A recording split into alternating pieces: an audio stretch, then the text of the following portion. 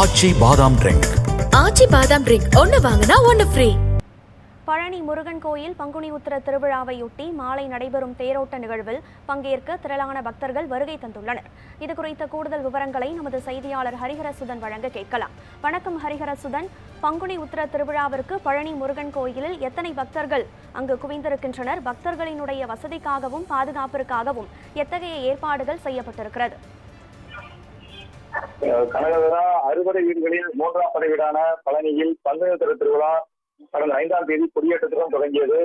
10 நாள் திருவிழாவான பங்குனி உத்திர திருவிழாவின் முக்கிய நிகழ்வான பங்குனி உத்திர தேரோட்டம் இன்று மாலை நடைபெற உள்ளது.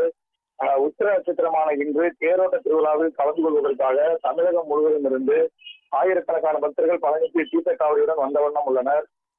ஈரோடு மாவட்டத்தில் உள்ள கொடுமுடி மதுரீஸ்வர பெருமாளை தரிசித்துவிட்டு காவிரி ஆற்றிலிருந்து தீர்த்தம் எடுத்து வந்து பாத யாத்திரையாக வந்து பழனி முருகனுக்கு அபிஷேகம் செய்து பக்தர்கள் தங்கள் நேர்த்திக்கடனை செலுத்தி வருகின்றனர்.